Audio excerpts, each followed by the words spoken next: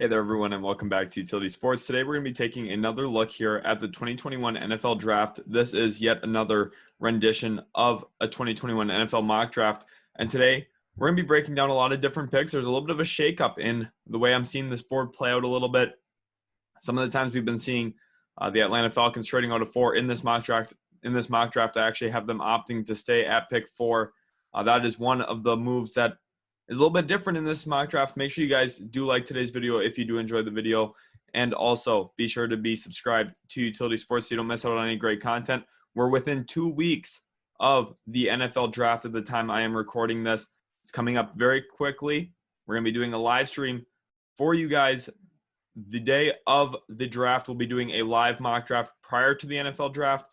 And then we will actually be breaking down our thoughts on the picks, giving our predictions as the draft goes along, who we think might be the pick, who it could be, who it will be, and all that. So we would love to have you guys be a part of that. A lot of collaboration here on the channel. We love working with you guys. We have the best viewers on the planet. It means a lot to us. And now let's jump into pick number 1 here with the Jacksonville Jaguars. This is the clear and obvious pick. It is Trevor Lawrence, the QB out of Clemson.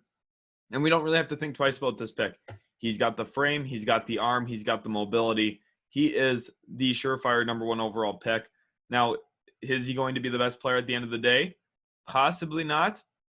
Someone like Zach Wilson seems to have a lot of traction in the media. I also am very high on Zach Wilson myself. I think that he has a chance to be better than Trevor Lawrence, but at this point, I think Trevor Lawrence is easily the safest option, and I think he's going to have a very good career, probably a multi-time Pro Bowler, to say the least there for Trevor Lawrence. He's going to be a big turnaround piece for Duval and Jacksonville Jaguar football moving into the future. Now at pick 2, we've got my New York Jets here. You see my Le'Veon Bell jersey sitting up there behind me. And now at this point, I'm looking at ways to improve this football team. And with Sam Darnold out the door on his way to Carolina, it's pretty obvious here what position we have to look at. It's quarterback, and it's going to be Zach Wilson out of BYU. I just mentioned him possibly having a higher ceiling than Trevor Lawrence. I do think that there is a possibility that is the case. However, he's a little bit more risky, played lesser competition playing for BYU, but we can't really have that as a knock. He didn't choose his schedule, and he went out and dominated his schedule week in, week out. Threw 45 touchdowns this past year, only 3 interceptions. But more importantly than his statistics, he showed some real traits that are going to translate to the NFL. He has really good arm strength, can throw the ball outside the numbers, has good footwork in the pocket, can move around, extend plays with his legs. He's going to be a guy that's going to be very dynamic in the NFL, and I think he has a chance to be a very electrifying player for the New York Jets moving forward. I think Joe Douglas is going to hit on this pick. I think Zach Wilson is going to be a long-term starting quarterback for the New York Jets. This is the first time, really, I've been able to say it for the last decade and a half now, looking back to when we had Brett Favre into Mark Sanchez and so on, Geno Smith, Ryan Fitzpatrick. It's been a whole collection of quarterbacks I've had to live through. And at this point, getting Zach Wilson, I'm finally really excited about the quarterback for the New York Jets' future. Pick number 3, we have the San Francisco 49ers on the clock now. Remember, they moved all the way up to pick 3 from pick 12, gave up multiple future assets to do so, and you don't do that for any other position than quarterback. And I'm really drawn here and really split between 2 players. Justin Fields and Trey Lance are the 2 that make the most sense to me in terms of what Shanahan's offense presents. I know that there's some rumors around Mac Jones, but I would be ultimately very shocked if the 49ers gave up as much as they did to move up for Mac Jones. At this point, I think it's between Justin Fields, the Ohio State product, who's really displayed great arm strength, ability to throw it over the top. Now there's some question marks about his ability to read the field. And also Trey Lance, who he's very young. We only have 1 year of tape on him from NDSU. It's kind of hard to make a prediction which one of these 2 is going to be. I think both fit the scheme really well. And the nice thing is with Jimmy Garoppolo being there, both of them have some time to grow yet as quarterbacks, learn Shanahan's offense, and then ultimately take it over in year 2 of their career. At this point, I'm going to opt for Justin Fields. I think he is the selection at this moment in time, but I go back and forth on it a lot. Last mock draft video, I had mocked Trey Lance. This time, I mocked Justin Fields. It's just hard to really know exactly which way San Francisco is leaning. Let me know in the comments below. Do you think it's Trey Lance? Do you think it is Justin Fields to the San Francisco 49ers? We will see when draft day comes. Pick number 4 now, we have the Atlanta Falcons on the clock.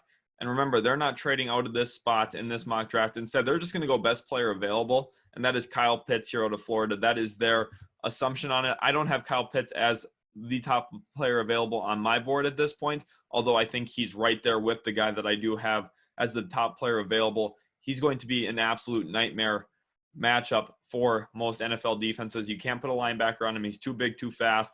Can't put a cornerback on him. He's way too big.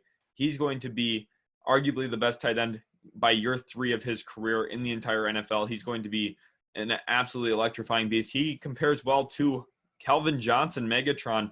That is a very glowing comparison. That is something, when you're looking at an NFL prospect, if the comparison for him is Calvin Johnson, you probably want to have him on your roster. That's why the Atlanta Falcons opt to stay here at 4. Didn't find any trades that they loved, and that's why they stick here at 4. Grab the best player available, in their opinion, Kyle Pitts, and he's going to be very, very good in the NFL. Pick number 5 now, the Cincinnati Bengals here on the clock, and they're going to go with the guy who I think is the best player available on the board now at this point. That is Ja'Marr Chase, the wide receiver out of LSU. This guy has true wide receiver 1 written all over him. He's a beast off the line of scrimmage, has great footwork, really good hands to beat the press as well, and he's really good after the catch, not to mention his ability to actually secure the ball. He's got very sure hands. I think all in all, he is the most well-rounded wide receiver. I know he's not an absolute crazy burner like some of the other guys in this class, but he still has very good NFL speed. I think he plays faster than he runs his 40 time even. And when we look at what he's going to bring to the NFL, he's going to be able to get his off slants, get his off posts, get his off of outs. He's got a very wide-ranging route tree, and I think that's going to only lead to good things there in Cincinnati. We pair the LSU wide receiver back up with Joe Burrow. Ja'Marr Chase in Cincinnati is going to be a lot of fun to watch moving forward. Pick number 6, we got the Miami Dolphins here on the board, and a few weeks ago, they were very active, moved down from 3 to 12, moved back up from 12 to 6. And here at 6 now, this is a dream scenario. They might get the guy that they would have taken at pick 3. That is Penei Sewell, the tackle out of Oregon. Reports are saying that he is playing open to playing both right tackle or left tackle. That's perfect for Miami because they're going to put him at right tackle to protect the blind side of Tua Tagovailoa. This is a dream scenario. Penei Sewell going to be very good in the run game, and he's going to grow as a pass blocker. He's got a lot of the physical traits that you're looking for. Now it's just about trying to steady up that technique a little bit, stay on balance a little bit more than he has at Oregon. That's really the only knock on him at this point. I think all in all, he is the best offensive tackle in this class when you consider what he brings as a run blocker and also his potential as a pass blocker in the NFL. I think he's going to be an excellent tackle, and I think the Miami Dolphins nail this pick here, grabbing Penei Sewell. Pick number 7, we have the Detroit Lions on the clock. And we've seen a quarterback fall. Trey Lance, sometimes we've had him go in our top 4. He falls all the way down to 7 here. They pull the trigger on the NDSU product, which is a perfect situation. They're saying that they want to take a long-term rebuild approach. They have Jared Goff there to maybe mentor in Trey Lance a little bit, let Trey Lance learn how to be a quarterback in the NFL. He's still extremely young. There's not going to be any pressure on him to win games early. There's not going to be any pressure on him getting thrown into the fire. Jared Goff's going to run the ship for a year or two, and then Trey Lance gets his opportunity as the Lions continue to build this team up. They have multiple assets in the future from that Rams trade for Matthew Stafford, and they're going to build this team up the right way. Look for them to be not very good the next year or two, but Trey Lance is going to take over the ship a couple years down the road, and I think he's going to be a very good NFL quarterback. I think the Lions should be very happy with this selection. Pick number 8, now we have the Carolina Panthers on the board, and I think there's 2 different ways that they could be looking. They could really be strongly considering cornerback Patrick Surtain out of Alabama, but I also think that they're going to want to stick along that offensive line, protect Sam Darnold, continue to improve this football team in the trenches. So they opt for Rashawn Slater, the best pass blocker in this year's class. He's very, very steady and very solid. If you put on the tape from him blocking Chase Young at Ohio State, he was very good in that game. He's very solid, continues to keep his balance very consistently. I think all in all, he's a very well-rounded player at that tackle position. I think he's a home run pick here for Carolina. They put the franchise tag on Taylor Moton. Now they come in, grab their other offensive tackle in Rashawn Slater, and you're looking at a very, very much improved offensive line there in Carolina. That was a big need for them. They brought in Pat Elflein this offseason, kept Taylor Moton. Now they bring in Rashawn Slater. This Carolina Panthers football team is on the way up in terms of trajectory. Pick number 9, we have the Denver Broncos here now on the clock, and they're an interesting team to mock. I think that they could strongly be considering quarterback. However, I just don't see Mac Jones actually going in the top 10. I know a lot of people think that he's a lock for the top 10. I just don't see him as that type of prospect. I don't know if a lot of NFL GMs or executives feel that way either. I personally don't see him as a top 10 pick in this year's draft. I am not going to mock him here at this point. I think that their biggest need is actually at the linebacker spot after addressing cornerback in free agency. Here they go with Micah Parsons. Now, it's possible Parsons does fall a little bit too. He's got some character concerns and some of those things that might prevent him from going in the top 10. However, from a talent standpoint, he is definitely a top 10 player in this class. Freak athlete, good in coverage, really great in open field tackling, and I think he's a guy who's going to progress to be a very nice linebacker in the NFL. He'd be perfect next to Josie Jewell early on in his career, and I think that the Denver Broncos need to continue focusing on that defense, especially when they have Von Miller on the last year of his deal now. They want to improve Vic Fangio's defense, and I think that Micah Parsons is a great solution to the middle part of that defense moving forward. Pick number 10, now we have the Dallas Cowboys, and they're another team that really needs to put an emphasis on defense.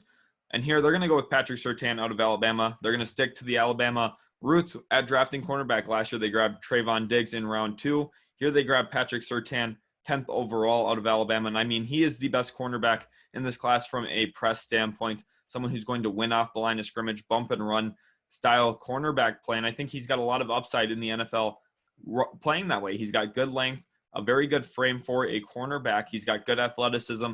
I think all in all, he's very, very well-rounded. Now, I think he struggles a little bit in zone coverage, but that's something you can teach up a little bit. You know, he's got the physical traits that you can't teach. That's what keeps him in the top 10 here. And I think Patrick Surtain is going to be very, very good in the NFL. I think the Cowboys need to continue focusing, especially on that secondary, but in general, that defense, all in all, I think that Patrick Surtain is a very good starting point for Dallas in this year's draft. Pick number 11, now we're looking at the rival New York Giants. They brought in Kenny Golladay, but I still have some question marks for them at their wide receiver position. Darius Slayton, Sterling Shepard, I think quality wideouts, but I think that they have a real shot here to put an elite talent across from Kenny Golladay to help out Daniel Jones, and that's Jalen Waddle. I think he's the perfect complementary wide receiver to Kenny Golladay. He goes here, pick 11. We see back-to-back Alabama Crimson Tide players go off the board. And I think Jalen Waddle is going to be really good operating of the slot over the middle of the field. Kenny Golladay, very much an outside target, someone who you can throw the ball up to over the top, outside, around the numbers, towards the sideline, and he can go up and get the football. I think Jalen Waddle gives them another element to that offense working across the middle of the field. We're going to see a much improved Giants offense this year. Saquon Barkley being back healthy, Kenny Golladay getting added into the mix, and also now adding Jalen Waddle. At pick 11, you're looking at a much improved Giants football team. They've done very good in the offseason, in my opinion. I think they overpaid Leonard Williams just a little bit, but at the same point, they had to keep him around. They need him on that defense. They brought in Adoree Jackson, which I really liked. I think all in all, the Giants should be very happy with their offseason, and bringing in Jalen Waddle would just cap things off for them for what would be a very, very great offseason. Pick number 12, we're staying in that division yet again with the Philadelphia Eagles here now on the board. The NFC East having 3 of the top 12 picks in this year's draft, and they're a team that could look in a variety of different places. I think that they could use some cornerback help for sure. I think tight end would have been a possibility for them had they stayed at pick 6 if Kyle Pitts was on the board. But now at this point, it's pretty clear to me that they're going to go with Devontae Smith, wide receiver out of Alabama. The focus there in Philadelphia is going to be developing Jalen Hurts, trying to make him an NFL-level quarterback, someone who's going to be not only average, but above average. I don't think he'll ever get there, to be honest with you, but they're going to try their best to make him a good quarterback in the NFL. And we see 3 Alabama players now go off the board in a row here, all into the NFC East as well. Devontae Smith to the Philadelphia Eagles.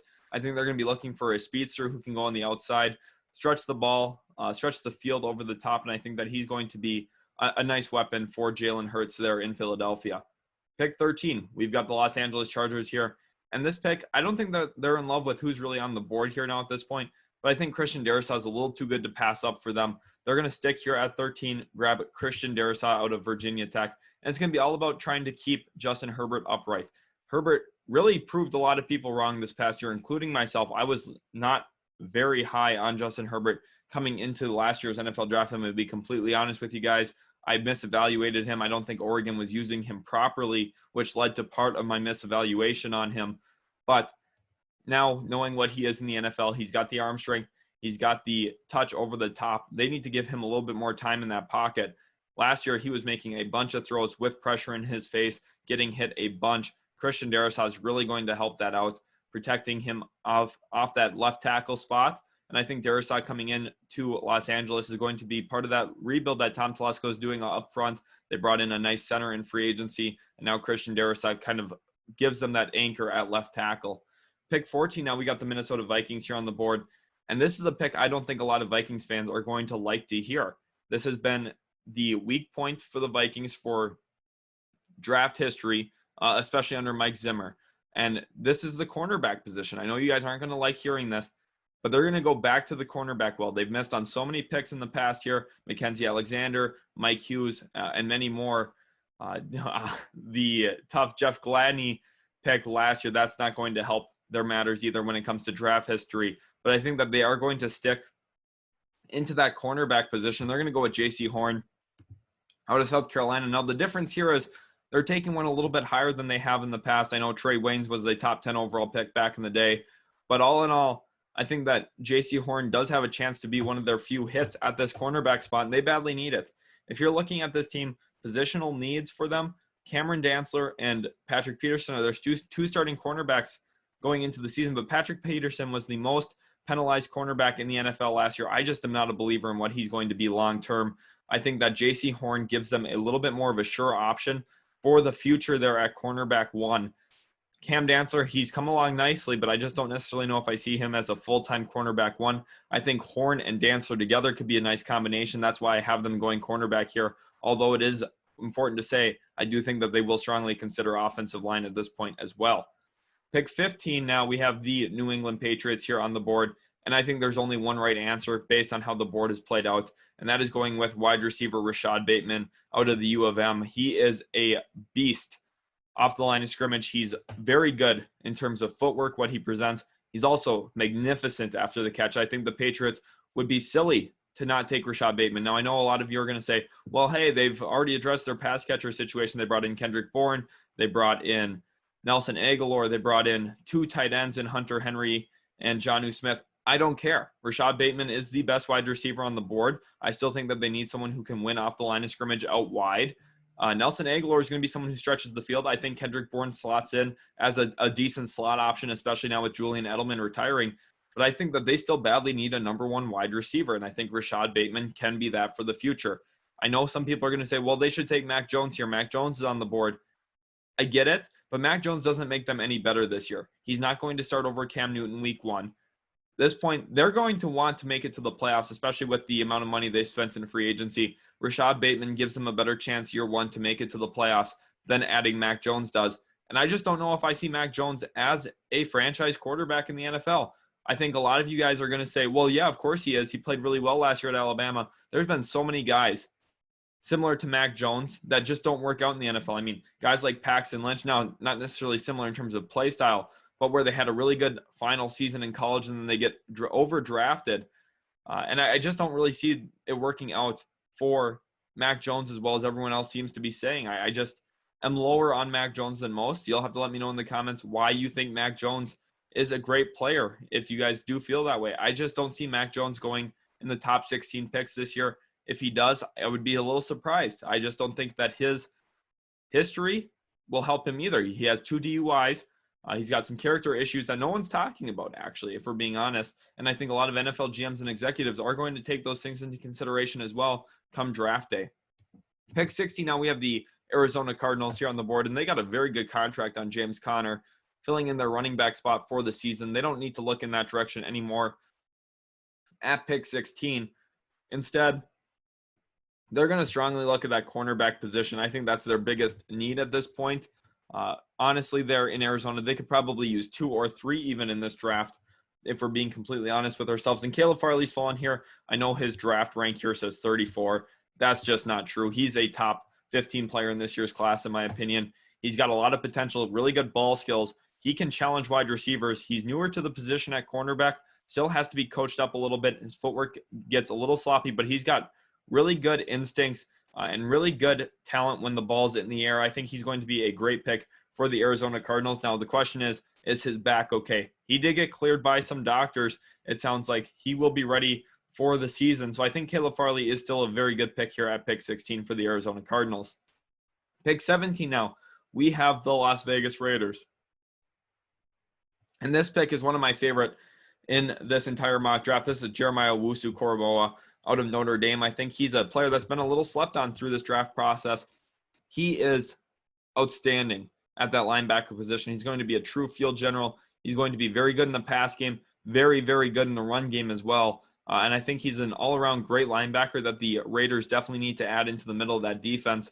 I know there was a report that came out that said they were super high on Micah Parsons. I can definitely see that fitting into what John Gruden and Mike Mayock want to do. But I think Owusu-Koramoah is the better fit for their defense. I think that Owusu-Koramoah is going to provide an anchor into the middle of that football team. And they badly need to improve on that side of the football. I think Owusu-Koramoah is the best selection here for the Las Vegas Raiders at pick 17. Moving into pick 18 now, we have the Miami Dolphins, and they're actually going to be staying right in the city of Miami, drafting University of Miami player Jaelan Phillips, the edge there. And I think this is a great pick for Miami. I think that they were looking for someone who's going to be a little bit more consistent at that edge spot, especially in the run game. And Jaelan Phillips is that all the time. Jaelan Phillips is the best run-stopping edge in this year's class.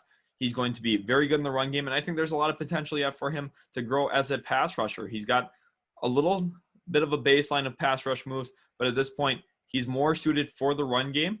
But I think going forward, he's going to have a lot of opportunities to grow as a pass rusher himself, generating pressures, possibly getting sacks. And I think all in all, he's a gamer. We're looking at a much improved Miami Dolphins team already just through the first 18 picks, having grabbed Penei Sewell and Jaelan Phillips. They're a lot better on the line of scrimmage on both sides of the football. And I think moving forward, they're going to look for skill positions in rounds 2 through 7 in this year's draft. But this is a very, very good start for the Miami Dolphins in the first round. Pick number 19, we have the Washington football team here. And they're going to go with best player available at this point. That is Elijah Vera-Tucker out of USC. He is very, very well-rounded. He can play in at the guard spot, can kick out to tackle. This kind of fills in some of the question marks there for Washington. They put the franchise tag on Scherf, and they also have a question mark at left tackle. Which one will Elijah Vera-Tucker be able to fill in at? Either. He can be the left tackle for the short term. If he doesn't exceed or play at an elite level there, you can kick him into guard. He's going to be very good at guard in the NFL. And I think this is the most sensible pick for Washington at this point. You get someone who's going to be versatile, can fill in across multiple spots along the offensive line. And I think he's going to be a very good NFL player on day one of his rookie season. Pick number 20 now, we have the Chicago Bears here on the clock, and the Chicago Bears are going to be looking at that offensive tackle position. They're going to opt for Tevin Jenkins out of Oklahoma State. I think this was a pretty easy pick. He was very good in his game against Texas this year. That is a very popular game for analysts to talk about, I know. And that was a game that really stuck out to me. Watching him on tape, I just think that it was clear and obvious how good he could be in the NFL. Playing against another very good player in Joseph Osai that game, he dominated that matchup. And I think here now at pick 20, the Bears pull the trigger, find their tackle of the future. They want to protect Andy Dalton, as weird as that sounds. I know that Bears fans aren't happy about Andy Dalton being their guy, but you're looking at a long-term approach here. Grab that tackle. Maybe you find the quarterback long-term in next year's draft.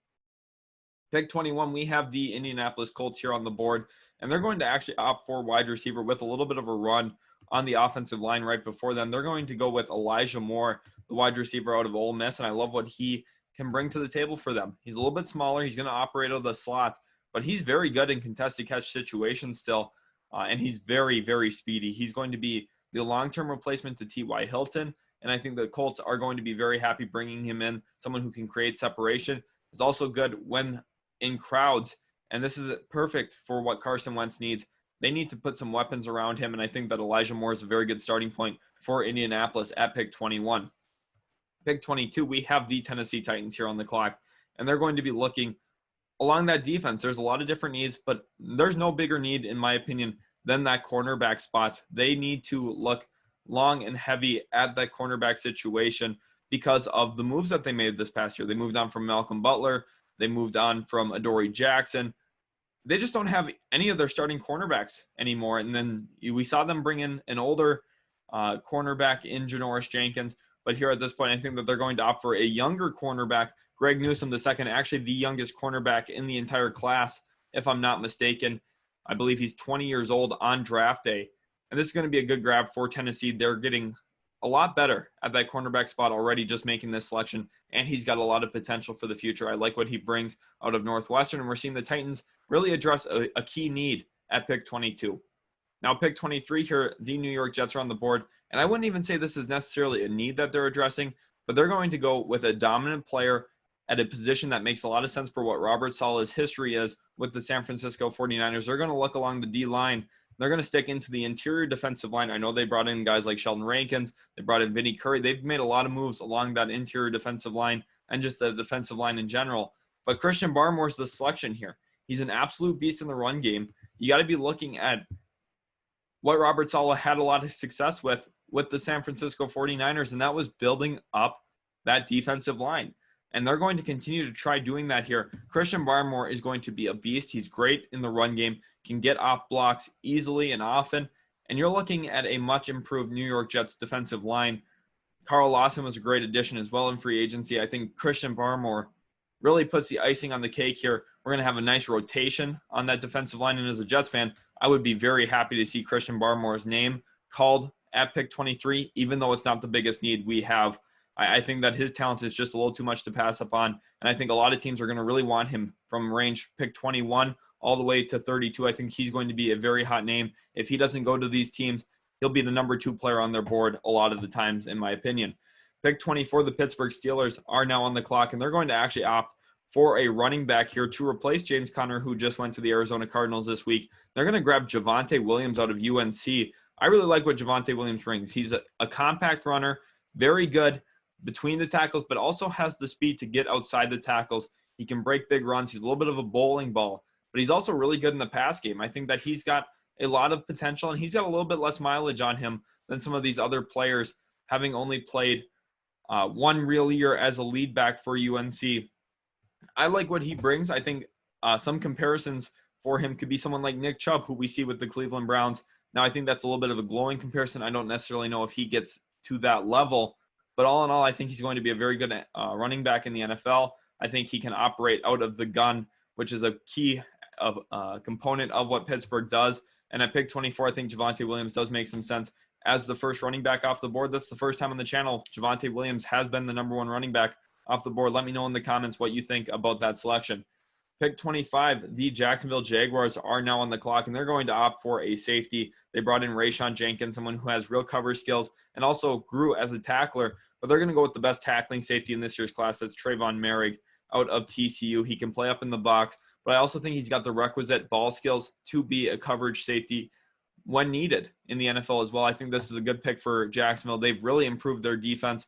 They made a lot of good moves this offseason. They improved their cornerback room. They made a lot of moves along that defensive line. Their linebacking core was already strong from last year, and now this year we're seeing them address safety in the draft. This team is much better. It's going to be a much improved defense. That's very key in that division. You need to deal with the Colts offense. You need to deal with the Tennessee Titans offense, and we're seeing the Jaguars take real steps forward as a franchise this offseason. Pick 26 now, we have the Cleveland Browns on the clock, and this is going to be Jamin Davis out of Kentucky. He's a player who's going to be really good in the run game. I think has the athleticism that is needed to be a quality coverage linebacker as well in the NFL. Now, the question marks around him is he only had one really good year of producing at Kentucky. Is this a little bit of an overgrab? Is this a little bit of a reach? Possibly, but his physical traits and what he provides as a run stopper is going to really translate well to the NFL, in my opinion. I think the Cleveland Browns are getting a quality linebacker here at 26. Now, I have a slight preference for Jabril Cox over Jamin Davis, but at the same time, I'm mocking what I think is more likely to happen. I think Jamin Davis is more likely to go before Jabril Cox in this year's draft. Pick 27, we have the Baltimore Ravens on the clock, and there's no denying that they are looking along that edge position, and they're going to offer Jason Oweh out of Penn State. Reports are that Oweh has a little bit of steam going into the NFL draft. A lot of teams like him. I know that his athleticism is going to be very coveted in the NFL. Some people even compare him to Danielle Hunter. Now, I don't see that for Jason Oweh. I don't think he'll end up being that level of an edge rusher. But for the Baltimore Ravens, it's about finding guys who can come in, generate pressure, also compete in the run game, and I think Jason Oweh does that for Baltimore. Pick 28, we have the New Orleans Saints here on the board, and we finally have the landing spot for Mac Jones. with him falling to 28, the New Orleans Saints pull the trigger here. They've got real question marks at the QB position. I don't think that Jameis Winston is their long-term starter. I don't think Taysom Hill is either. I think that they would be very happy to see Mac Jones fall to 28, and they would ultimately pull the trigger on him. And Sean Payton is going to try and make him work in that offense. The nice thing is we know that offense can click without having a mobile quarterback, especially when you have these gadget guys like Taysom Hill. You don't need to have Mac Jones running around the football field. That is one of his weakest traits. He's not as athletic as the other 4 quarterbacks that are first-round picks in this year's class. That's what's ultimately going to lead to his fall. Saints grab him here at 28. He's accurate. That's exactly what works in Sean Payton's offense. We've seen that with Drew Brees the last decade and a half or so. And the Saints here grab Mac Jones, someone who's very accurate. Now, he's not going to be Drew Brees. He's not going to be as accurate as Drew Brees, but he has some of those similar characteristics as a precise thrower of the football in the pocket. Pick number 29 now, we have the Green Bay Packers here, and they're going to go along that offensive tackle position because they need to find someone who's going to fill in for David Bakhtiari short term and also could blossom into a real starting right tackle for them. And at this point, it's going to be Liam Eichenberg out of Notre Dame. I think that they would feel very confident plugging him in day one as the injury replacement to David Bakhtiari, who's coming off that ACL injury. And at this point, if you're Green Bay, I know you probably want a wide receiver, maybe a cornerback, but I think sticking along that offensive tackle spot, finding the long-term protection for both Aaron Rodgers and then Jordan Love when he ultimately is the successor for Aaron Rodgers does make a lot of sense. I think Eichenberg would be a good grab for Green Bay at 29. The Bills here at 30, they're going to go with cornerback Eric Stokes. I love this selection a lot. He's a very toolsy player at that cornerback position, ran a sub 4.25 40 in his pro day, and I don't think there's a better landing spot for Eric Stokes, if I'm going to be completely honest with you guys. I think Sean McDermott's one of the best head coaches in football. He's someone who understands how to develop players, and he's going to get the most out of Eric Stokes. Eric Stokes needs to definitely shore up his footwork. He also needs to calm down his hands a little bit. He's a little grabby out wide, but I think his man-to-man ability and the fact that the Bills are going to have to match up with the Kansas City Chiefs for years to come, trying to get to a Super Bowl, they're going to need some athletic cornerbacks, and Eric Stokes is the perfect fit into Buffalo there at pick 30, finding someone who can play across from Tre'Davious White there at that cornerback position. Now at pick 31, we have the Kansas City Chiefs here, and they're going to also look along the offensive tackle spot. Having cut both of their starting offensive tackles, it's clear and obvious they need to improve in that area. They're going to go with Samuel Cosmi here out of Texas. I think he's the safest pick out of the remaining guys on the board at this point. And the Chiefs are just looking for someone who can be ready to play day one and is going to give them enough sure blocking to complement their guards that they brought in Joe Thuney and Kyle Long. This offensive line is going to be completely retooled there in Kansas City. They have to figure out what it looks like long-term, but I think Samuel Cosmi is a good starting point at that left tackle position. And finally, pick 32, the final pick of the first round. Before we go into this pick, make sure you guys smash that like button if you did enjoy today's video. It does mean a lot to us. And this is a luxury pick here now for the Tampa Bay Buccaneers. They were able to maintain all 22 of their starters. Cornerback, that is a real position I would consider if I was them. But at this point, I'm going to take Travis Etienne, the running back out of Clemson. I think that grabbing a real pass-catching threat at the running back spot to complement Tom Brady makes a lot of sense here. I don't think that they really have that element. Leonard Fournette, more of a runner. Ronald Jones, a little bit more of a downhill runner. I know they took Keyshawn Vaughn last year in the draft, but Travis Etienne, I think, is the perfect fit for Tampa Bay now at this point at pick 32. He comes in, gives them something different from what they have in that running back room, and he could be the long-term starter once they move on from Leonard Fournette, once Ronald Jones wants a contract extension. And I just don't see Keyshawn Vaughn being a long-term starter in the NFL. I think Travis Etienne is that type of guy, and we'll see him now go 32nd overall to the Tampa Bay Buccaneers. Hopefully you guys did enjoy today's video. If you did, smash that like button. It means so much having your support, and we'll catch you guys in the very next video.